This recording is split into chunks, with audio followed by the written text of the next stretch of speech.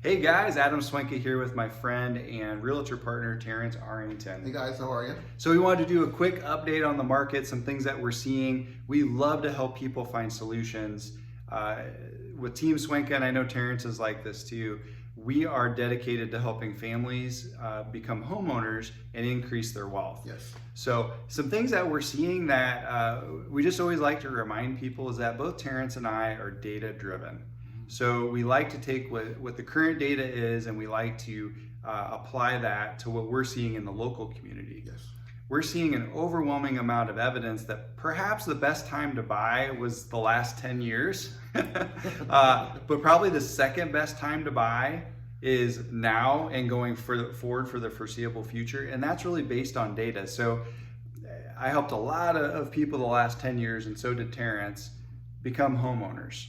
And occasionally I would get someone that maybe we got pre-qualified and they would come back to me and they would say, well, I'm going to wait for property values to go down. I don't want to make fun of that group, but I do want to bring up, like, that did not fare well for you. So like this last year alone, we saw crazy amounts of appreciation. I think a lot of places in the country, Terence is more of the expert in this, but saw anywhere from 15 to 20% appreciation. Yes, absolutely. And while that's probably unsustainable, if you were a homeowner, you definitely benefited from the unsustainable appreciation.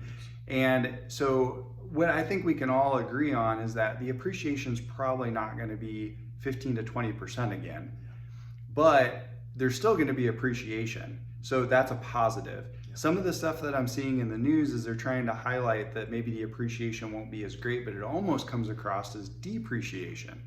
Well, that's not, those two are not, they're different words for a purpose. There's still, by everything that we're seeing, there's still going to be appreciation. So someone that says, I'm going to wait because I heard maybe home values will come down, you didn't hear the whole story. You heard that appreciation may come down, but there's still appreciation. So that's one thing to keep in mind. And then from a mortgage rate standpoint, for years, this is why the last 10 years are probably the best time to buy a house, but the second best time is right now. And a lot of that has to do with mortgage rates. So for the last 10 years, probably a little bit less than that, there's been a couple things going on. One of those is inflation was really tame. So people often ask me what really makes mortgage rates go up. And one of the biggest enemies of mortgage rates is actually inflation. Because those that invest in mortgage-backed securities that really control mortgage rates, if they see that inflation is above what is being offered on those mortgage-backed securities, they're not going to invest in them as heavily or at all. That decreases the value of mortgage-backed securities, which increases mortgage rates. I know it's a lot to throw at you, but what's happened with inflation going up, it's really also driven mortgage rates up, because the investors that are going to invest in mortgage-backed securities, they've got to beat inflation at least by a little bit, otherwise it's really not an investment for them. Also, the government has been buying mortgage-backed securities to try to keep rates artificially low. So we just got used to artificially low interest rates, and it's kind of spoiled us. So I remember 16 years ago, I would call people when I got into mortgage lending and I'd say, hey, the rate's in the mid sixes. It's not in the mid sixes right now, but I would call them 16 years ago and go, hey, the rates are in the mid sixes. And they couldn't believe it. They had a rate of like 8%, 8.5%, 9%, and I was able to refinance them to a lower rate. So Terence, tell me what you're seeing in our local market here, like as far as like listings and what the buyers are going through, and maybe some, I won't get too far ahead. You go ahead and share what you're seeing, and then I'm going to have more questions. Yeah, absolutely. So just overall in the market, there is a lack of inventory. We need more homes, y'all. And I think that's a big driving factor in this market right now. Yes, there's not homes to find because people are afraid to list their house. Mm-hmm. And the longer that we're afraid to list our house, the less people have a chance of buying a house, which helps no one. Rates are going to still go up, right? Mm-hmm. But we need to keep the market moving by selling and listing these homes and getting people in these homes. There are tons of buyers out there ready and willing to buy a house, locally and non-locally, wanting to buy a house. So it is in your benefit now to sell your house. You have competition out there. People are willing to compete for your home. And like I said, the less inventory, the more competition that there is. The more inventory, the less competition, which gives people a higher chance of finding a home. So I just really wanted us to really address this fear. There's a lot of fear that we're seeing right now, and there's no data to really back it up. So I think it's important that we find answers and options. Me being a realtor, Adam being a lender, we see things on this side from working with several clients, getting lots of data, seeing the market, seeing how things shift and move, to really have some good information that can really give people answers and options to move them forward into their home of the dream. So we're just really, again, if we get more homes listed and sold and people are less afraid, things will start to mellow out and get to a good place. But overall, this is the time. Rates are still low. Rates are still historically low compared to what they've been over the last decade. I know that we got used to the rates last year of 2% and 3%. Those were great rates. I wish I even maximized in that market myself, but rates are still low, and this is a great time to go ahead and sell your house. Yeah, and so talking about rates, that reminds me of something that I want to encourage people with.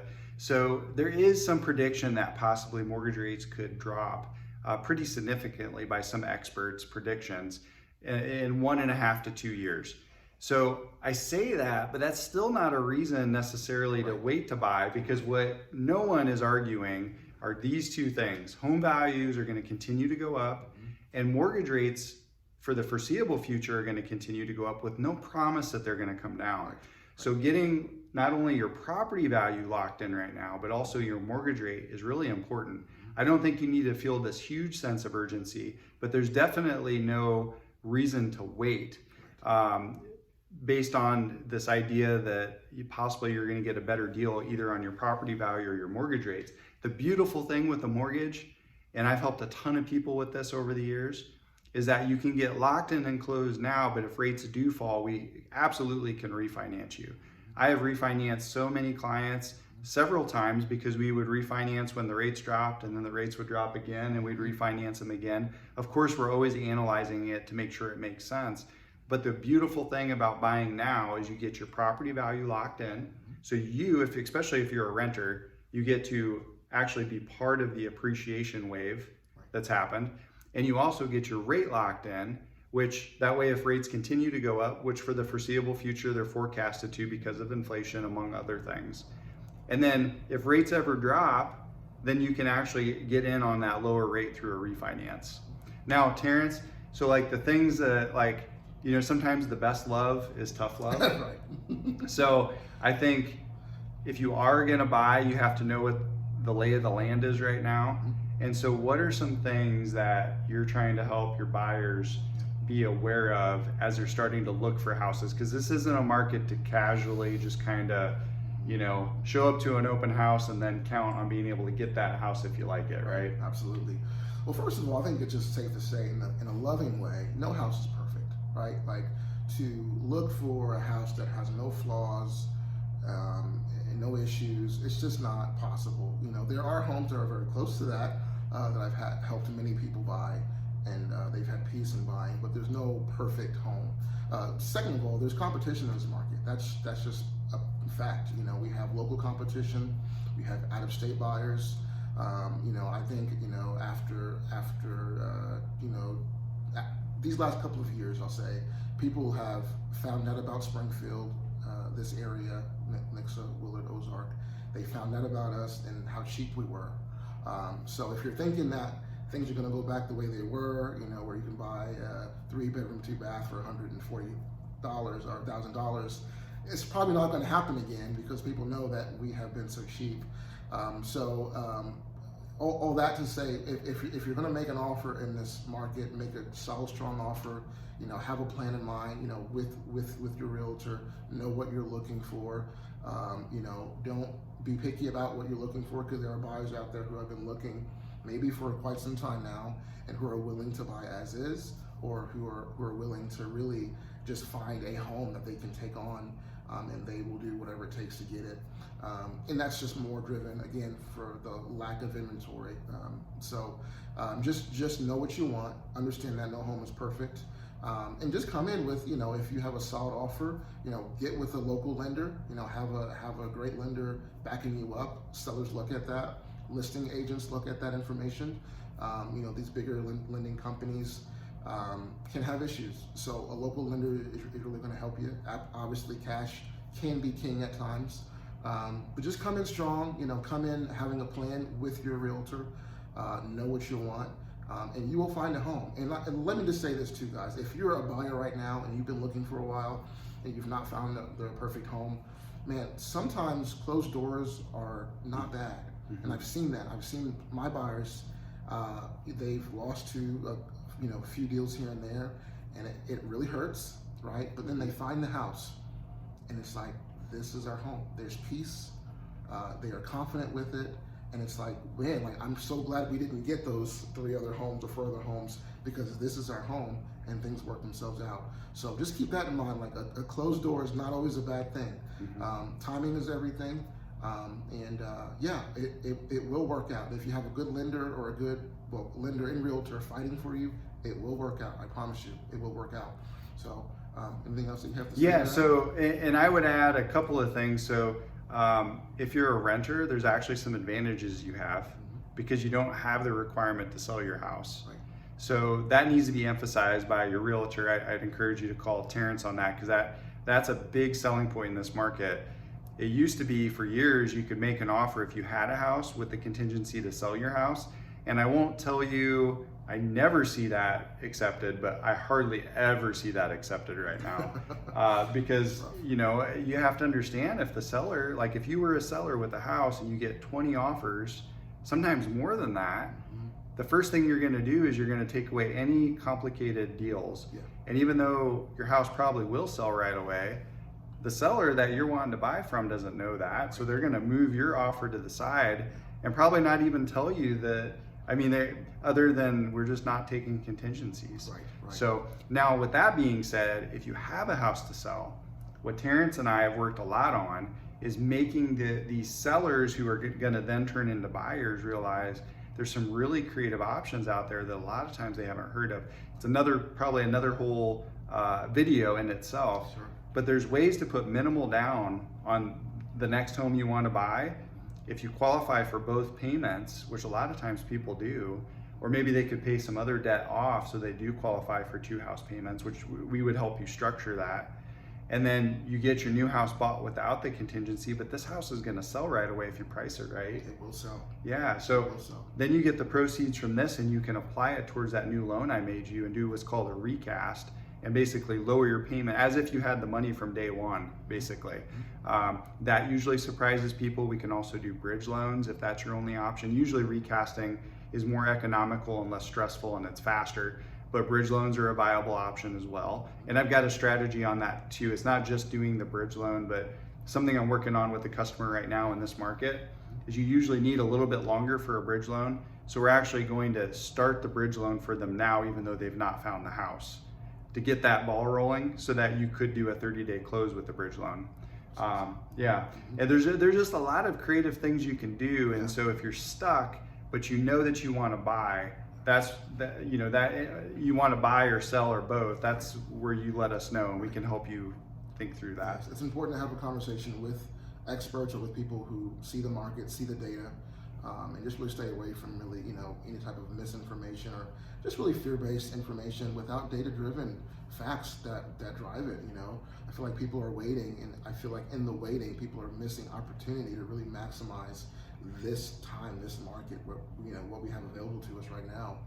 And I don't want you guys to do that. I don't want you guys to miss out on being able to maximize the equity in your current home, or get you into that home of your dreams. Because of not having the proper data. So we're always here to help you guys. Again, I'm Terence Arrington with Alpha Realty. I'll put my number in the comments. That way you have my information. And we just want to be a resource to you guys, give you options, help you to have, the answers that you need to make the best move for you and your family. So. Yeah, and this is a shameless plug, but it does help you, so I'm going to share it. I get so many calls from listing agents, and they flat out tell me that they took my borrowers or Terence clients' offer because they saw the Team Swenka was on the pre-qualification letter. And you just have to realize that is because so many listing agents have gotten burned by taking an offer from a buyer that wasn't properly pre-qualified, and then that loan doesn't end up closing, and then that seller's heartbroken. If you want an unbiased source, go to any of the local title companies and tell them, ask them this question. Ask them, how, out of all the closings you have at this title company, when something goes wrong, is it a local lender or is it an online lender? Or even some local lenders, the standards are just different for them when it comes to their pre-qualifications. And we check on Team Swenka, we check about 100 different things to make sure people are pre-qualified. It takes an amazing amount of resources on our end. We don't get paid to do that part. We do it because it's families behind every offer. And so we wear that. It's an incredible amount of responsibility to look through about 100 different things to make sure someone's properly pre-qualified, that we've walked them through the do's and the don'ts, because that's important. You can be pre-qualified, but if your lender doesn't explain some of the things that could sabotage your pre-qualification, then that's a big deal. So we wear that, and we're happy to wear that coat of, or that heaviness of responsibility, because we love what we do. So we love serving people. So if you're a buyer and you're making offers with either an online lender or just a lender that maybe just doesn't have that reputation, what you're not going to know in most cases is you're not going to hear that the listing agent or the seller saw your offer but just weren't excited about whoever your letter was from. Getting that letter from us is free. Why would you not do everything that you can to try to give yourself an upper hand in this market? So I just, as Terence said, we love more than anything just to help people and educate people. We're here, we'll have our contact information. For me, all my contact information is at adamswenka.com, ADAMSWENKA.com. But we'll have our contact information. We would love to talk to you and try to help our local community get unstuck, because we do believe there's people that want to sell their house just for whatever reason. They're trying to justify waiting.